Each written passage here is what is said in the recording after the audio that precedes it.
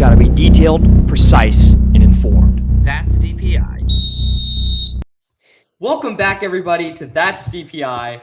I'm Zach, and that is Tyler over there. And we are back with more draft coverage. This is our second episode of draft coverage this month of April. And we have both the AFC South and the NFC South. So we're doing both South divisions for you this week. And in addition to both of those divisions, we're going to cover some more calls that changed the game towards the end of this video. Tyler, break us down. What call are we covering? And then we'll get right into the draft coverage. We will eventually cover in my opinion, the worst call in NFL history. That is a 2018 NFC Championship game between the Saints and the Rams. It is a infamous no pass interference call. If you know what we're talking about, you know what we're talking about. And if not, we will get to it. And it's our favorite. We love no calls or calls of pass interference. It's some of the most frequent stuff we get to break down as far as ref calls go. But that will be towards the end of the video because we're going to get right into our main content this week, which is our draft breakdowns, our first round breakdowns. Now, there's a few teams in here that don't have first round picks, and typically we're breaking down the first round. But I do have some notes and some discussion points for Tyler and I to go through so you all 32 teams still get covered, and you fan of a team without a first round pick still has some names to look out for on day 2. But without further ado, we're getting right in to the AFC South. Don't forget to subscribe so you don't miss any of the teams if your team has not been covered yet. But we'll start with the Tennessee Titans, who pick at number 4. Tyler, go ahead. Who do you have at number 4 for the Titans? So all off season so far, I have been having them select Notre Dame running back Jeremiah Love. However, our content last week actually changed my mind as to what Jeremiah Love's outlook is going to be like. And so I actually have Tennessee selecting a linebacker from Ohio State. I have them selecting Sonny Styles. I've actually got Sonny Styles as the second linebacker off the board, but I have Tennessee selecting that linebacker out of Ohio State. I think there's going to be a lot of linebackers picked in the top 10. Yeah, and Sonny Styles is interesting because he just essentially broke the raw athleticism score for an off-ball linebacker. And so, I mean, I think he does bring a little pass rush juice, but it would be one of the higher selected off-ball linebackers I've ever seen. Arvell Reese is more of a hybrid pass rushing style. That's why he's going so high. But I would not hate if the Tennessee Titans went Sonny Styles, and I don't hate your analysis there either. Is there a reason why you moved off? Because last week we kind of discussed, hey, we know the Giants with Harbaugh are going to take an off-ball linebacker. Why do you think that Robert Saleh is going to be so high on a guy like Sonny Styles? So Sonny Styles and Arvell Reese as well. Like I said, the only reason I have Styles going Tennessee is because I have Arizona taking Reese. But both those Ohio State linebackers are just such freak athletes. But the main reason that I have them going Sonny Styles over, like I said, Jeremiah Love, the reason I made that switch is because so many there isn't anyone mocking Tennessee to take a linebacker. CBS and Mel Kiper predict David Bailey, an edge out of Texas Tech. And then NFL.com says Arvell Reese as well, that linebacker. There just isn't going to be teams, or excuse me, there's not a lot of analysis that continue to say Tennessee is going to take an offensive player. It really does seem to be one of those top edge or top linebackers that a lot of reporters are going with. Yeah, and I'm also going to kind of take the same approach that I did with the Giants, where I predicted that they would go Sonny Styles, because I mentioned his name earlier already. Robert Saleh is the new head coach of the Tennessee Titans, and he was previously a head coach of the New York Jets, and he was previously the defensive coordinator of the San Francisco 49ers. So one of the reasons in favor of your analysis of them going Styles is he had Fred Warner, and Sonny Styles compares a lot to Fred Warner. Good size, great speed, great vertical, super athlete, going to be a great linebacker. Maybe he wants his Fred Warner. But when Robert Saleh was actually a head coach, his first-round picks were both edge rushers for the Jets. Jermaine Johnson was selected as an edge rusher. He's more of like the hybrid linebacker. He's more of the Arvell Reese type edge rusher. He's actually traded for Jermaine Johnson this offseason, right? So that leads me to believe that he's already got his hybrid edge rusher. He drafted the guy back in 2022. He traded for him this year. So now he needs another edge rusher that's more of a traditional edge rusher. And that's why I think a lot of the mocks are saying David Bailey at 4. And I absolutely agree with him. David Bailey is the best pass rushing defensive end in the draft. I think he's got like a 98 PFF pass rush grade, which is one of the highest I've ever seen. And he would be the perfect fit in this Tennessee Titans revamped defense. But I see your argument. I don't disagree with what you're saying. I just think that David Bailey should be the selection over Styles. I agree, but my mock draft 1.0, I have David Bailey going number 2. So like I said, I have a lot of edges and linebackers going in this top 10, but David Bailey, Arvell Reese, and Sonny Styles are all going to be hits if the Tennessee Titans selects them. It really just depends on who gets selected at number 2 and number 3 overall, who's available. I honestly agree with you. I think that, and we agree that Fernando Mendoza goes 1. We talked about that last episode, but then it's a matter of Reese or Bailey. And I think one or the other will go at 2 and 4 because number 3, I don't think an edge will go at 3. You're just saying if Bailey goes at 2, then it will be Styles rather than Reese, and Reese will fall lower. Yes. And I got it. So, but Tennessee, either way, no matter if they get any of those 3 guys that we just kind of talked about, I think they're getting a really talented player. I think all of those guys are excellent. And Tennessee has a lot of cap room as well still. So the offseason's not over yet. There is still ability to sign some free agents that are out there. There's a lot of hope if I'm a Titans fan. That there's a lot of hope and ability, I think. Definitely. There's only one other team in the AFC South that has a first-round pick, and they are the Houston Texans. They pick at 28. And I labored over this pick. I had some offensive linemen here, and then I switched to defensive linemen, and then I switched back to offensive linemen, and then I switched back to defensive linemen, where I ended up on a prospect that I think is super fascinating. And it's Caleb Banks out of Florida. Not sure how much research you've done on him, Tyler. But sorry, go ahead. But he's 6'6", 330, and he plays interior defensive lineman. So he's really lengthy, right? But he can't tackle. That's it. His deficiency. It's like that Moneyball scene. Is like, what's his one deficiency? Is like he has a weird arm angle. Yeah, Caleb Banks just can't tackle, which you would argue is a pretty integral part of being a defensive lineman, right? Is tackling. Would you say? A little bit. But in the late first round... So let me ask you this for the viewers real quick. Let me ask this question for the viewers. If I haven't done research and I hear you say he can't tackle, what does make him a first-round draft pick? It is the fact that he is one of like 5 humans with these traits and builds. When you watch his tape and when you look at the way he plays football, the laws of physics should prevent someone this big from moving like that. And so it's kind of like, when you can get a guy, it's almost like in the NBA when you can get a 7'6" player. Like, is he going to be the greatest shooter from beyond the arc or mid-range? No, but he's also 7'6". So there's clearly some applicable skills that you can mold and make him a good interior football player.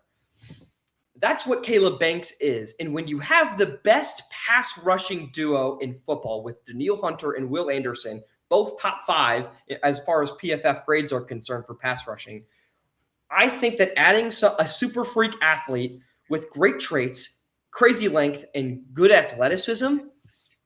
I mean, it's going to be hard. I mean, at 6'6", 330, he ran a 5.04 40-yard dash. I mean, it's very, very fast. Yeah. And it shows up on the field, too. It's not just 40 speed. He's got quickness laterally, and I think that you can't really pass up somebody like that. With 35-inch arms going up against guards, he's just going to be able to control them and move them wherever he wants. So maybe he's not going to make the tackle, but he's going to move somebody who's weaker and smaller out of the way so that Daniil Hunter or Will Anderson can make the tackle, you'd hope, or one of their great linebackers in To'oto or Aziz Al-Shair. But I like Caleb Banks in that spot. Who do you have them taking? Because this is nobody really knows where to mock this guy because he has deficiencies, right? I'm just putting him here.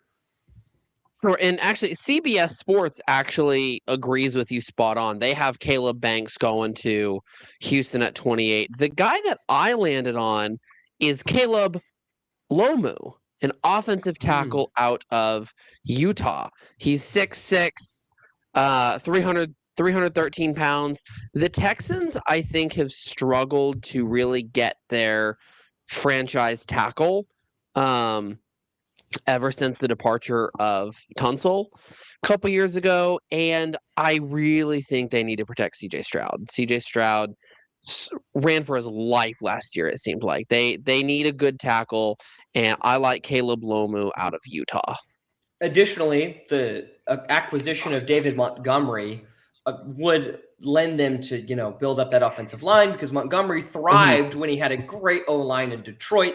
So it would stand to reason that, an offensive lineman, it is a big need for the Texans, maybe even a bigger need than defensive interior position. So I don't hate that at all. Like I said, I went back and forth between tackle, guard, and defensive interior position. So I will say usually I lock in picks, but this one is the one I'm less sure about, right?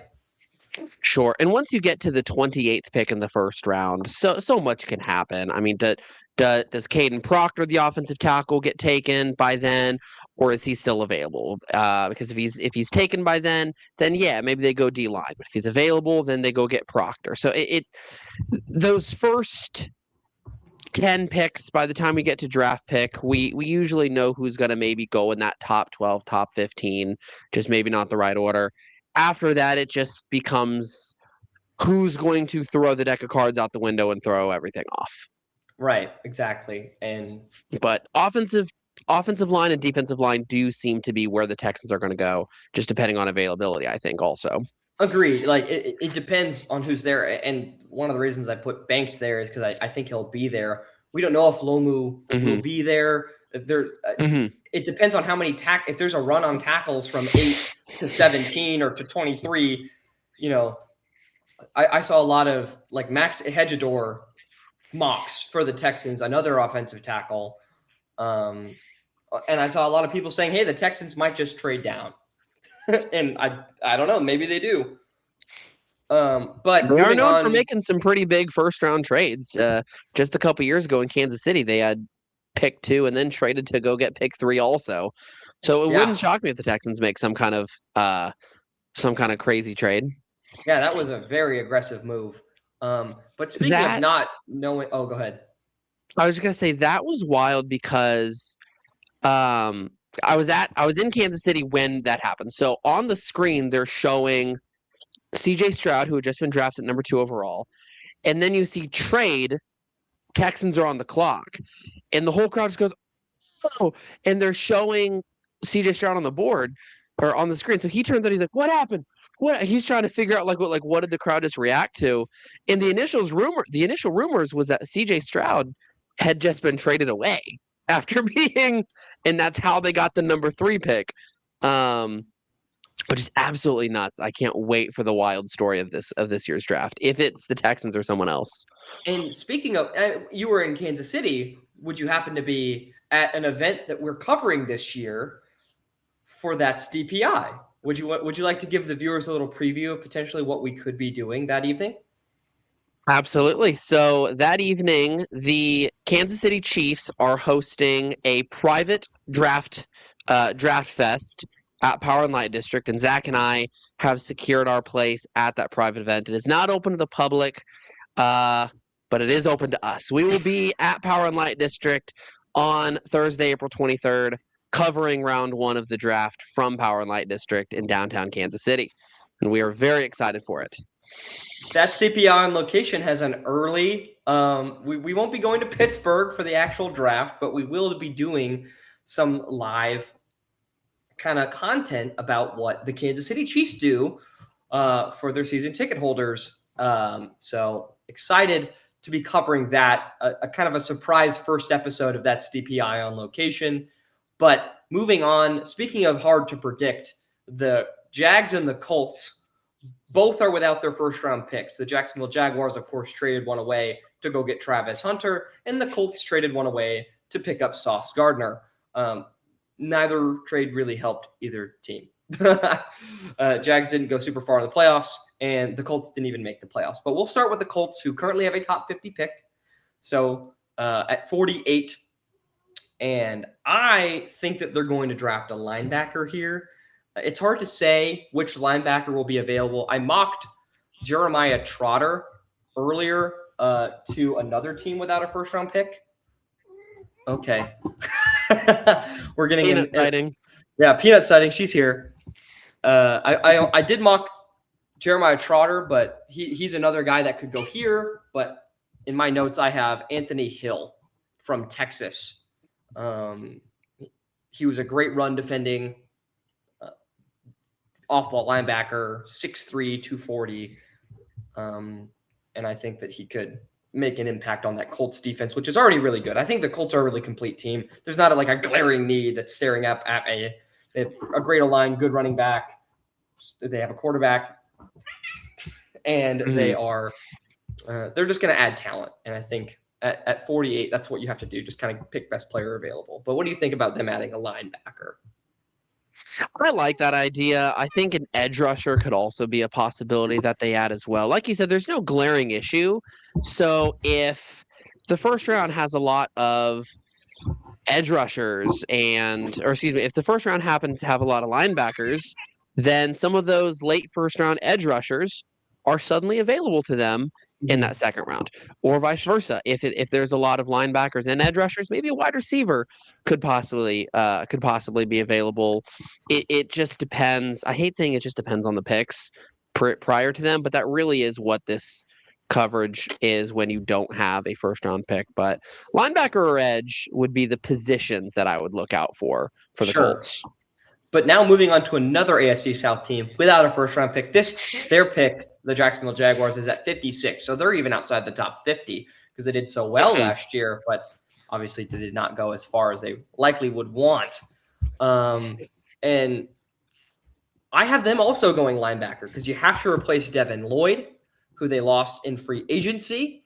And he was a cornerstone, of course, had that incredible pick six in the Chiefs game, right? I mean, it's one of the plays of the season for a linebacker, and they have to replace that production somehow. And I think they go with Jacob Rodriguez if he's available. Once again, it's a huge depends on the way the board falls before them, because Jacob Rodriguez was, according to PFF, is one of the best linebackers in college football. I think he was in the upper 90s in terms of PFF grade. So I would be curious to see where he goes and if the Jags would even consider trading up for him or something like that. But once again, linebacker is who I have them going. But do you have any thoughts on maybe who they go with?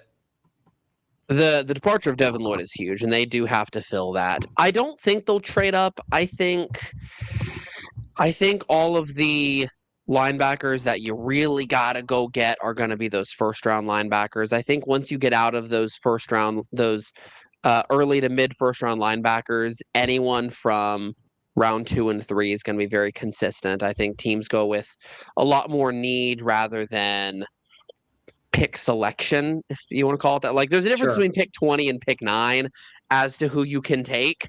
Once you get into that second round, it doesn't matter. It's all based on team need, and they do need a linebacker. So I don't think they're going to trade up to go get him. Yeah, but the reason that they would consider maybe doing that is he had a 93 defensive grade per PFF, best for any off-ball linebacker, better than Sonny Styles. 94.8 run defense grade, best of any linebacker, and a 92 coverage grade, best of any linebacker. You're saying, why isn't he where Sonny Styles is? Because he's 6'1", 235, and he didn't blow minds at the combine, right? So clearly he's a great football player. He's super headsy. He was the green dot at Texas Tech, but with a 4.57 40 and a 1.6 10-yard split, he's not the super athlete that would, cause you to really reconsider taking a linebacker, a low positional value guy, maybe earlier on in the draft. So I think the second round's a good spot for him, and Jacksonville would be a good fit for him. I want to change what I just said 30 seconds ago. I just did some live research. The Jacksonville Jaguars have 11 total draft picks. If he is available early in the second round, yeah, I can see them going up to trade them. So yes, they do not have a first-round draft pick, and I don't see them trading into the first round. But yes, I can absolutely see them trading up 5 spots to go get that guy, given the fact that they have 11 total draft picks. The Jaguars 100%. Will trade somewhere. Yeah, they will not be draft moving 11 players. For sure. And I think they have to build on their season last year and add talent where they lost it. And I think priority one should be middle linebacker, because there wasn't a great free agency option. I mean, the best free agency option was their free agent, right? Who went to Carolina. Yeah. So I think that they have to prioritize that, and getting someone in the top 50 where they currently do not have a pick in is probably where they need to sit. But any other analysis? Did you like what I had to say about Rodriguez and his upper 90s, mid 90s PFF grades for every single important kind of category? He's not a guy that I have a ton of research on, to be honest, but those stats are definitely something that could be very valued. And if the Jaguars can see that and they're 5 picks away, go get him. He sounds like a freak of an athlete. Go get him. 94 tackles and 4 picks. Sounds like a guy that Devin Lloyd that would base his play off of Devin Lloyd, so he could almost replace him as early as his rookie season. At least the Jaguars, that would be the hope for them, despite the fact that he's undersized. But I think we can safely move on to the NFC South. I think we're going to go from a team that does not have a first-round pick to the 8th overall pick in the New Orleans Saints. This becomes a lot more predictable as to what can happen, because there are only 7 guys that are going to be off the board. Who do you think is going to go to New Orleans? I'm seeing a lot of discourse around the Saints selection, because at 8, undoubtedly there's going to be a blue chip guy available, probably one on both sides of the ball. So it's a matter of, if you're the Saints, who just finally were rescued from cap hell, congratulations to the Saints.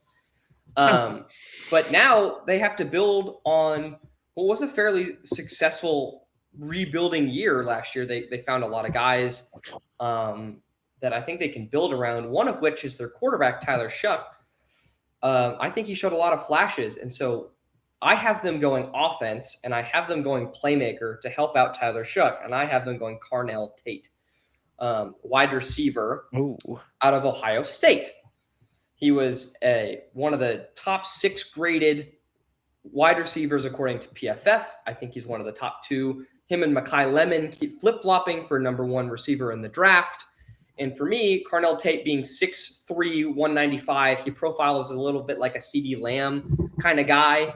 And so I think that that's a great spot for him to go top 10 and help out another successful Ohio State wide receiver in Chris Olave, right? The Saints have history of drafting Ohio State wide receivers and helping out their young quarterback. If you can build around Shuck, if you can give him playmakers, I think you could really succeed in what is a weak division. So go and get Tate. I think he's the best receiver in the draft. He has the highest upside. So that's my guy. But who do you have? So I think your analysis is really good, especially given the Saints head coach. He was a former quarterback himself before transitioning into coaching. So he, of all people, knows the value of getting help for your quarterback. But I actually have defense going to New Orleans at the 8th overall pick. I've got Reuben Bain Jr. in edge out of Miami. There's a lot of mock drafts that predict Reuben Bain Jr. He is going to be a guy that, like you said, is going to be one of those blue chips that's available. And I think he's so good to pass up. I think there are a lot of wide receivers that you can go get in the second round to be just as helpful for their quarterback. But there's only going to be one Reuben Bain. And if he's available at 8, I think you got to go get him. I don't hate that, and I think there are three realistic choices for the Saints at this spot: Caleb Downs, Reuben Bain, and Carnell Tate. Those are the guys and maybe Mekhi Lemon if you put another wide receiver in the mix, because I think those are the top 2 wide receivers.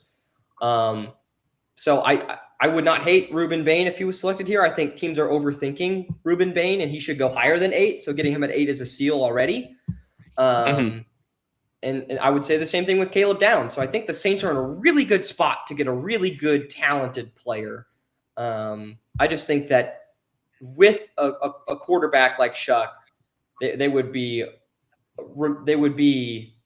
advised to build around him with elite wide receiver talent, whereas maybe they could select another edge like Zion Young out of Missouri or Gabe Yakus from Illinois, for example, in the second round, get some edge talent. There's also some edge talent still available in free agency, like former Saint Cam Jordan, but maybe they're not going to go after that because they don't want to get back into cap hell again. But why do you think edge over receiver? I guess is my question for you. So what I'm seeing from PFF is that the Saints could really improve on the edge. Obviously, they have Cameron Jordan, but last year he got a 76 PFF grade. He got 24th among 115 edge rushers, which is good, but they let him go. What they have on edge, yeah. He's not on the team anymore, by the way.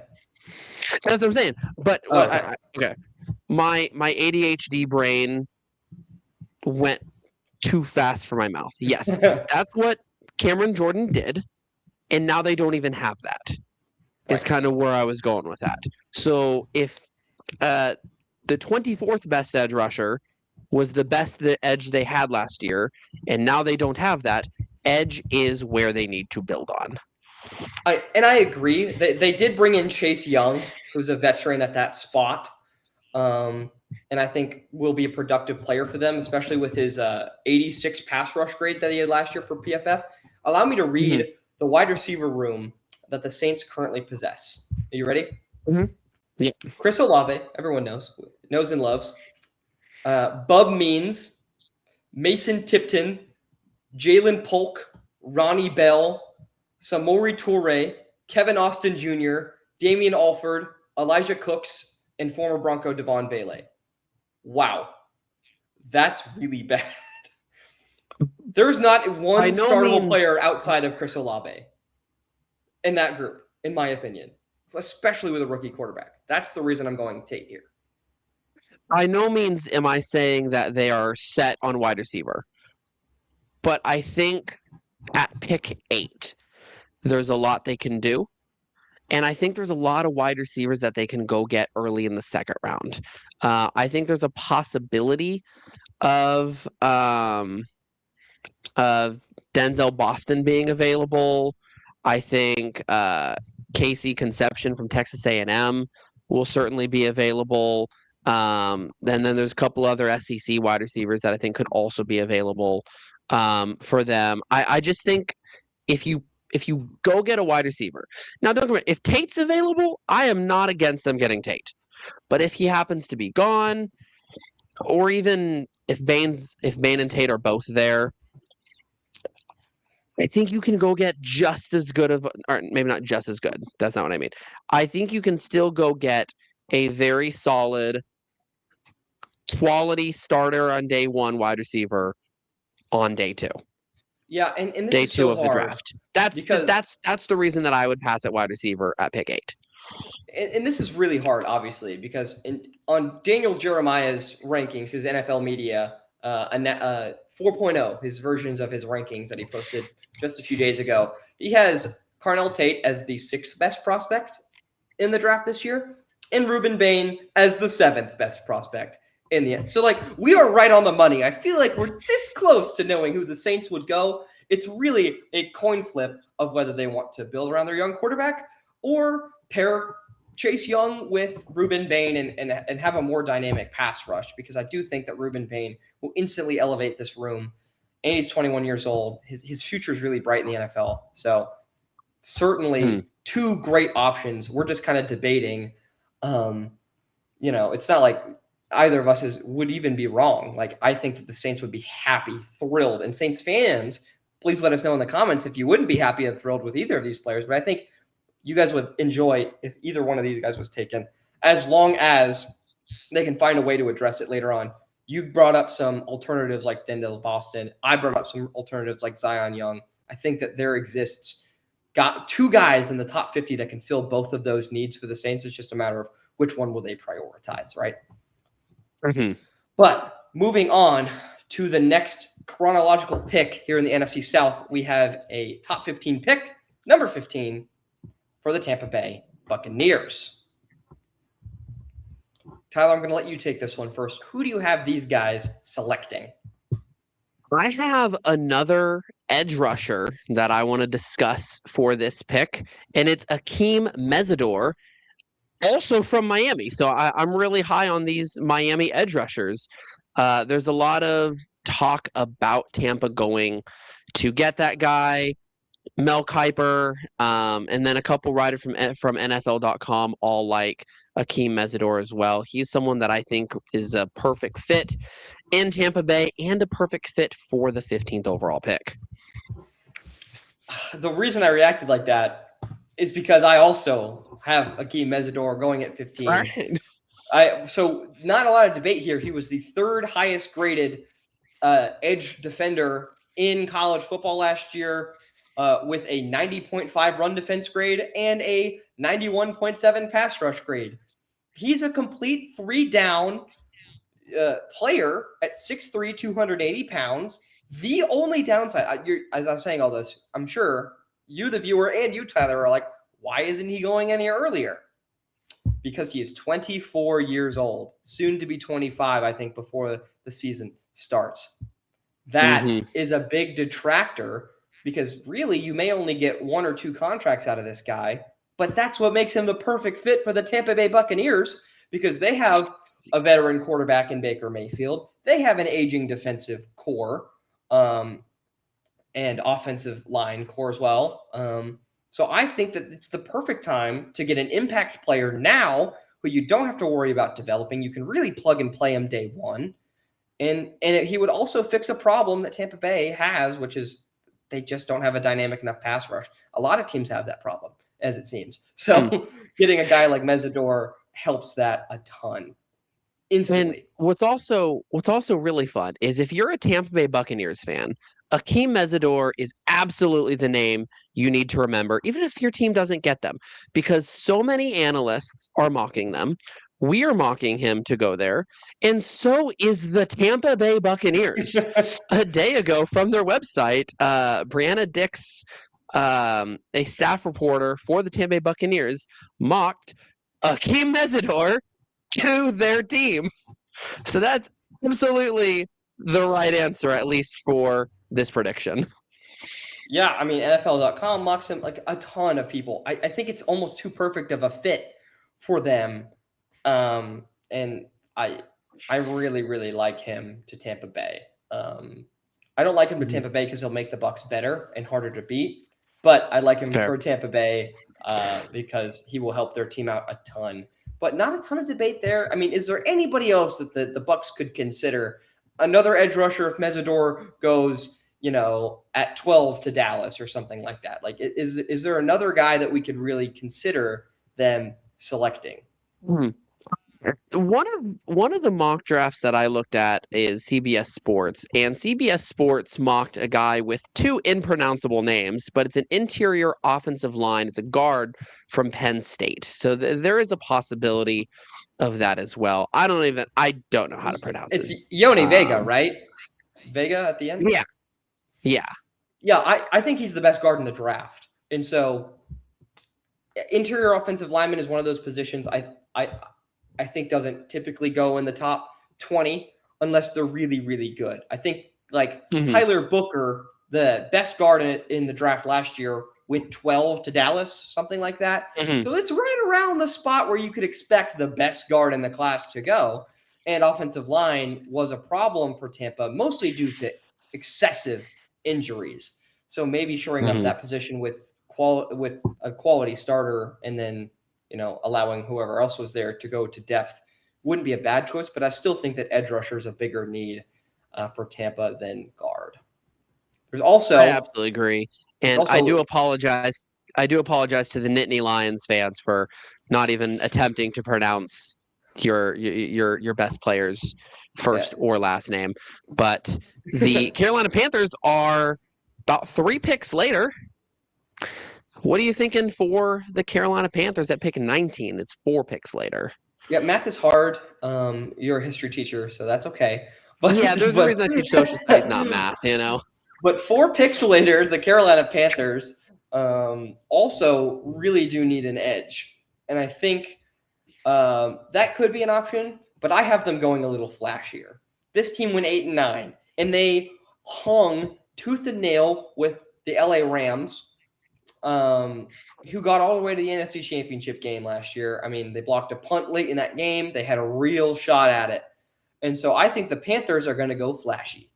I have them drafting athletic freak Kenyon Sadiq out of Oregon, I believe, because their current tight end room of Tommy Tremble and Sanders doesn't really blow me away. It doesn't make me feel any sort of way. Kenyon Sadiq, however, does because of his combine performance. Absolutely electric 4.3 speed at 6'3". So he kind of profiles as a little bit more of that Kyle Pitts archetype of tight end, fast, almost another receiver. But he also had a 43.5 vertical leap and 26 reps on the bench. So he's not like a slouch. I think that, he could be a capable blocker, but his next gen stats have him at a 99 athleticism score. That's ridiculous. I think that, make Bryce Young have a more dynamic offense and force people to cover a 4.3 speed tight end, and this team could maybe have a winning record next year. I actually like your analysis. I think I might change. I don't want to agree with you again. I don't want to agree with you 2 episodes in a row, so I'm not going to change mine. I do like that analysis, though. I think he's a very good option. The guy that I went with is the same guy that CBS Sports mocked, and it's unfortunately Avion Terrell, the cornerback out of Clemson. I say unfortunately because I want him to be available at 29 for the Chiefs. That's who I really want. But I think he's a really good corner. I think there's a possibility of Avion Terrell going anywhere between 15 and 30. I think 15 is a very high. Someone reached for him, and 30 is he fell at his lowest. So I don't think he'll go at 15, but that's like his highest ceiling. I think he'll go somewhere in that late half of the draft. It just depends on who wants him. He's a very good, talented corner. The Panthers could definitely get some better corners as well. It's not their highest priority of a need, but Avion Terrell would make that Panthers defense better to some capacity at the very least. And that's who I've got with them. But I do hope they listen to you so that he can be available for my team. Yeah, I don't hate that. I think that Carolina is kind of one of those teams that's right in the middle where they just need to add talent. And I just have them going freak athlete Kenyon Sadiq talent, but adding corner talent I think would help this team. They were 8-9 and snuck into the playoffs, and then they added a bunch of free agents, right? They added that edge rusher from Philly, and then they added Devin Lloyd, who we've been talking about earlier on. I believe Jalen Phillips is who I'm talking about, right? So they're doing it in free agency. So, and the fact that their additions in free agency were mostly defense means that I think they want to address offense in the draft.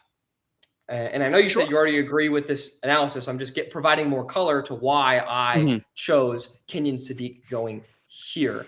And I think a lot of this discussion and a lot of the reason why, when we did our mock draft on the night of the draft last year, Tyler and I's minds together got the first 8 players, not necessarily player to team combos, but players. Because there were some trades. Because there were some trades, but the player that was supposed to go at 3 for us went at 3. And so I think that, when we get together and we talk like this and both of us agree on something, it's very possible that that's going to happen. So maybe Kenyon Sadiq is someone that you should start watching film on if you're from one of the Carolinas. I feel like tight end is such an underrated position that someone like Kenyon Sadiq could very easily fall to 19. And then in like a hypothetical redraft, he should have gone like 5 type of situation. He's going to be so good if he lives up to the potential that he's absolutely going to be, in my opinion, one of the best 15 players to come out of this year's draft. Sure. And the same thing happens every year. Like, do you think that teams wouldn't have selected Sam Laporta higher than the second round, or would have selected Sam Laporta when he came out in 2020? I believe they would. He fell all the way to the second, and the Lions just picked him up, and he was immediately Rookie of the Year. And, a Pro Bowl caliber tight end. And I feel like, and who can block? Sadiq, not that long ago, a guy very similar to Sadiq who lacked production. Kenyon Sadiq lacks the production that this other guy had. Kyle Pitts, we've already talked about, went very early in the draft. So it's clear that these guys have a role in the NFL.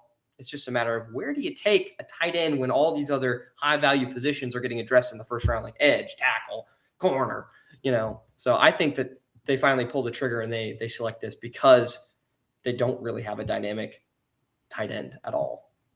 I don't think they have that. And you mentioned Kyle Pitts specifically. The Falcons are our last team on this list. I apologize to my Falcons fan friend who has been waiting all episode long for us to cover his team, but they don't have a first round pick. So what are they going to do, Zach? What is happening in the ATL? Yeah, it's tough because, once again, they traded away their first round pick, right, for James Pierce Jr., which it's not getting any better for you, Noah. I apologize, because James Pierce Jr. may not even play a down this season. He may get suspended due to, what happened this offseason. Won't get into that. But I bet they're wishing they had that first rounder back. But they pick inside the top 50. Once again, I believe they're at 48. And I think that they're going to go defense. I think they need to go front 7. They need to continue addressing their front 7 because their offensive playmakers are really good. It's probably top 2 running back in football in Bijan. Drake London is excellent when he can stay healthy. They addressed quarterback already by signing Tua to take the reins while Michael Penix Jr. is recovering. I think they have a great offensive line. Maybe some weaknesses in pass protection, but they have a solid offensive line that I don't think that they're going to address at pick 48. I think that they're going to go with Caden McDonald, a defensive tackle out of Ohio State, because they were 23rd at 48. Yeah. Okay. I don't know. Is that their pick? Am I getting that right? Well, You're right. I apologize for interrupting. I'll tell you why I made that comment in just a moment. Go ahead. Gotcha. Yeah, I just think that Caden McDonald will help their bottom half run defense be better next year. And I think this is right around the time where you can still find really talented run-stopping defensive tackles because they're not high value enough to go in the first round. So this is kind of how you get first-round value or blue-chip value out of those second-round picks. And I think that's what Atlanta's going to do. I like them going defense. I think it's almost a given that they'll go defense that second round. The reason that I wanted you to specify 48 is because I don't know if I missed them. I personally have Caden McDonald going in the first round. Wow. I have him going at pick 20 to Dallas. It might be a reach, but I don't think McDonald's going to be available at 48. Maybe doesn't go in the first round, but I just don't think he's going to be available at 48. Someone that I think could potentially be there, however, is Lee Hunter out of Texas Tech, possibly Christian Miller out of Georgia. He's one that I think can be early second round, maybe late first round, but could possibly be available at 48 too. Any of those two guys, those are both interior defensive linemen as well. Yeah, no, I I think don't you disagree. agree position at least. Yeah, right. And Cade McDonald's certainly on the rise, according to Daniel Jeremiah, who I do often look at his top 50 picks. And so if he is gone, which is very possible, I mean, Cade McDonald has moved 6 spots up on Daniel Jeremiah's list to number 33 prospect. So he's currently the best non-first round pick in Daniel Jeremiah's rankings. So you might be right. And there might be another team, a la Kansas City, that has a pick at 40 that could address what is a very weak position for them by selecting Cade McDonald if he somehow falls out of the first round, which you don't have him doing. I just think that there's a lot of interesting talent available in those first 40 picks to where we could see maybe those interior defensive linemen slowly slip back and back and back. There's like 5 corners that everyone loves. There's like 10 edge rushers and 15 tackles that everyone loves. That nobody's really talking about the interior defensive linemen, where maybe we could see McDonald, but Lee Hunter is a great backup if McDonald isn't there. Mm-hmm. I believe that covers our draft analysis. I do want to squeeze in one talking point that, Zach, we have not talked about, but is a big story in the NFL. If you don't mind, go for it. The Raiders have signed Kirk Cousins. Now, Fernando Mendoza is going to go number 1. So what are your thoughts on that signing? I was discussing this with a friend today, and I think it's a great move. Kirk Cousins' play style is very similar to Mendoza. Kirk Cousins was obviously a later round pick who kind of developed the skills and became a premier quarterback. I mean, he's earned a lot of money over his career. Whether he's truly deserved that money in relation to his play style is up for debate. But you cannot deny that Kirk Cousins has been a wildly successful NFL quarterback relative to his draft position.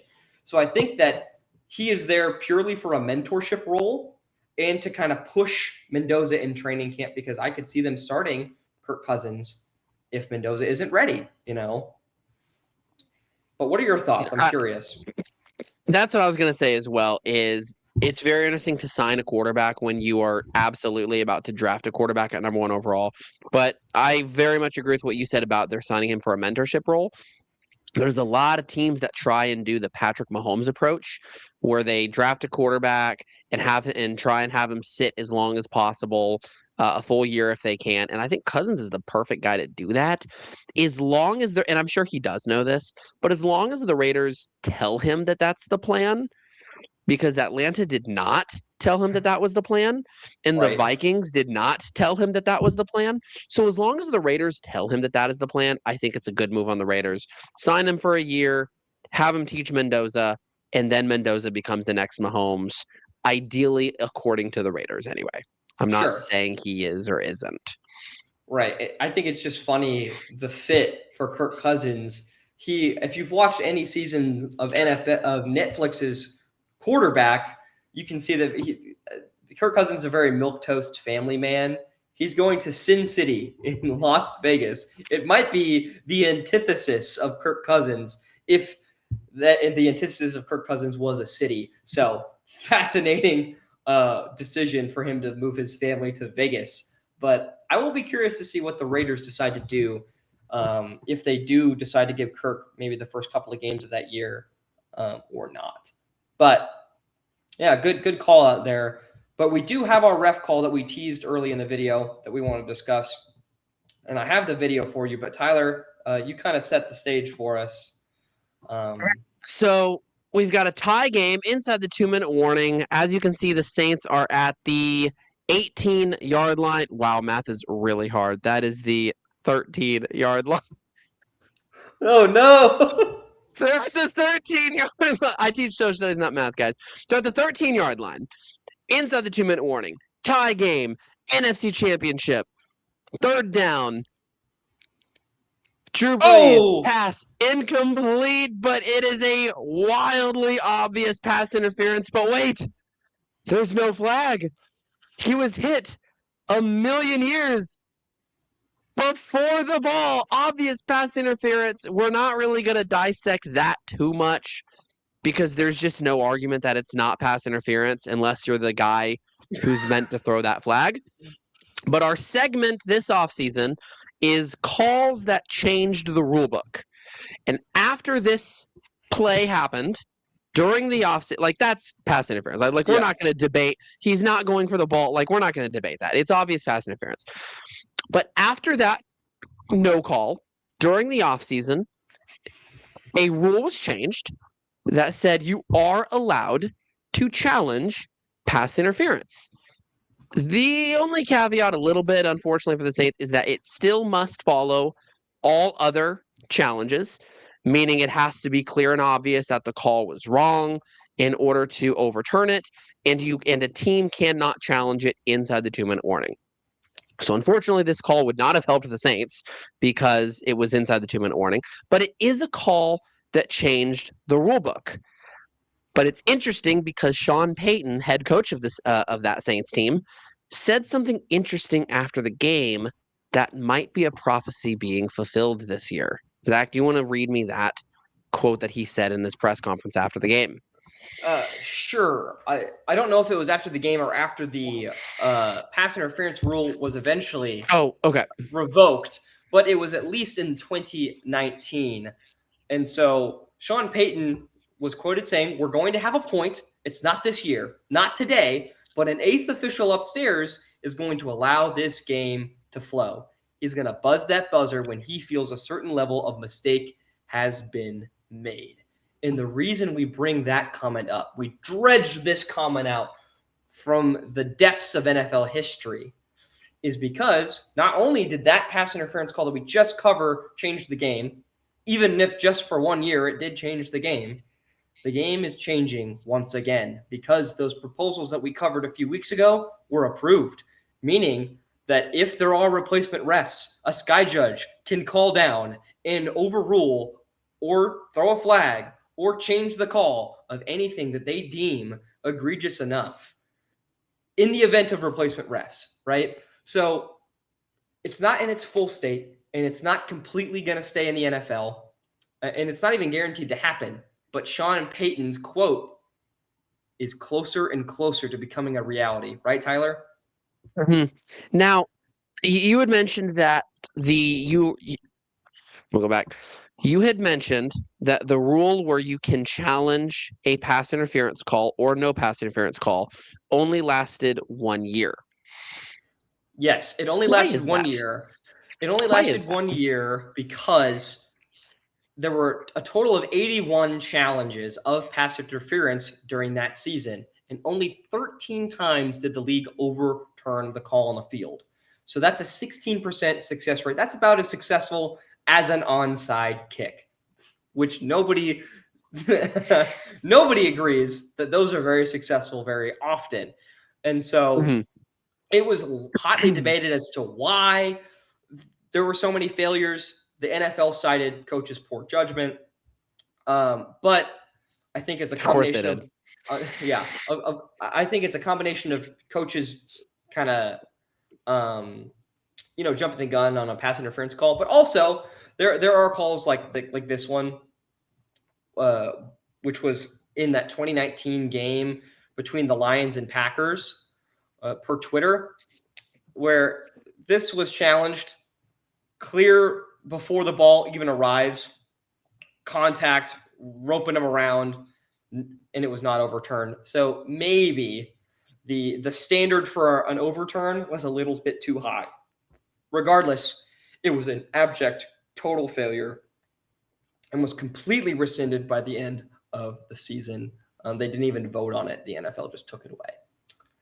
So you said that you think that you're being more generous than I am. You mentioned that the standard to overturn is too high. I think the refs are arrogant.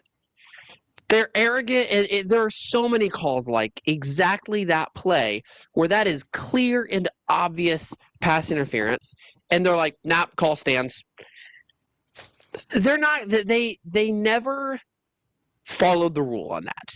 I don't think the NFL refs ever, and I think once it gets challenged, it actually goes to New York, or is that just the MLB? I think it's the booth. Whether that's Okay. New York or otherwise, it is the booth. Okay. Okay. So it goes to the booth, which is not the field officials. It's the MLB where the booth is New York. In the NFL, the booth is in the stadium, but it's not those field refs. They're arrogant because so many times there was clear and obvious pass interference and it didn't get changed. And so there was this definite feeling around 2019 that the refs are not going to change their initial calls because it makes them look bad. And so, of course, the NFL would cite that it was poor judgment on the coaches or whatever their lame excuse was to protect their officials even more than they should. Well, and speaking of the officials' arrogance, right? We have some of the demands that the NFL officials are asking for. And the reason we're even talking about this in the first place, because the officials union is at odds with the NFL, so much so that they've essentially ceased talks. And more every day, it is more and more likely that we will begin the season with replacement officials because the NFL won't meet these three demands, or they can't come to the table on these three asks from the NFL. So, Tyler, you have those in front of you. Do you want to cover those kind of pain points that the refs in the NFL share? Yeah. So there's the three categories are money, training, and assignments. In regards to money, the NFL offered a 6.45% yearly increase for officials. The NFLRA, the NFL Refs Association, wants a 10% instead. Whatever, you're always going to have people that want more money than is being offered. Whatever. Training. The league wants greater accountability for officials and additional off-season training for poor performers. Now, the article doesn't say if the NFL refs are trying to go against that. But that is one of the things that the NFL is wanting is more training, which I think is good. We absolutely need more training. I think it's good that the NFL is addressing that, right? It's one of our biggest concerns. The only defense that I want to give on refs for this one is right now NFL officiating is the only professional officiating crew that is not full-time. So if you are an NFL referee, you also have another job. Craig Ralstad's an athletic director for a high school in Seattle. So I understand maybe like, hey, like, let's not take more of my time, but the NFL does need to make it a full-time gig and then implement more training because it's a full-time gig. But the assignments one is where I really start to get mad at the NFLRA. The officials union wants the NFL to use the officials union being the refs union, the officials union wants the NFL to use a seniority-based system to determine postseason assignments rather than basing selections on their performance. No. Zach, you want to comment on that one? I will comment on that one because I have an interesting point that you would find particularly interesting. Are you ready for this one? Do you know where I'm going with this? Okay. I have no idea where you're going with this, so I cannot wait to hear what buffoonery you were about to say. Brad Allen, following the infamous call in 2023 in wherever the hell the stupid AT&T Stadium is in Dallas, Texas, whatever. It's technically in Arlington. Who cares? Brad Allen made that infamous call, and Tyler is of the You're opinion. referring to the Decker for the audience that doesn't know. Yes. He's referring to did Decker report. Yes. He's referring to that no call that was or that call. And basically cost the Lions a win. In every sense of the word, Brad Allen's entire crew and him was stripped of their ability to ref a playoff game because of that call. Essentially, the NFL admitting that he handled that poorly and screwed up. It is about as close as you're going to get to the NFL saying, whoa, that ref, he messed up. And it was about the only way, it's about the only thing they can do besides reverse the call from the booth to appease Dan Campbell, who was redder than a tomato with rage, arguing his case. I know because I was there. So the NFL kind of half admitted wrongdoing, something they never do, and barred him from a playoff game. That's good, in my opinion. The NFL should have the right to do that, especially if an officiating crew is so bad that it's costing a playoff team a win against another playoff team in what ended up being a crucial game. Had the Lions won that game, they would have been the number 1 seed that year, and who knows, right? So I think that the refs wanting that to be seniority-based rather than performance-based only makes the NFL product worse, and then them wanting no training, and then on top of these two things, they want to be paid 10% rather than 6.5. 6.5 is a sizable raise, especially when the average official makes $350,000 a year, right? So 10% would be $35,000 raise every year annually. That's nuts. That's stupid. If you want to raise, do the trainings and perform well in the field if you want to do playoffs. That's my opinion. I never side with the league. I don't like the league. I think that they're greedy. I think that Roger Goodell's international plan, I don't think he cares about players. But they're absolutely right on this. Absolutely right on these negotiations. I thought you were going to say some buffoonery based on how you started that monologue, but I actually agree with absolutely everything you said. If I am the league, and I don't think Roger Goodell himself is the one negotiating this, but if I am the league, and these are the demands that are brought to me, I also hang up the phone. I probably say some choice words, and then say some choice words before you contact me again, and then I hang up the phone and I refuse to talk. I don't even counter because this is just absolute insanity that the NFL refs are wanting. The 10% raise, whatever. I mean, that you're always going to have that in every negotiation talks. It really does come down to the training and the assignments. You cannot consistently get worse and worse and worse every year and then be like, nah, we don't want training. That's insane. And if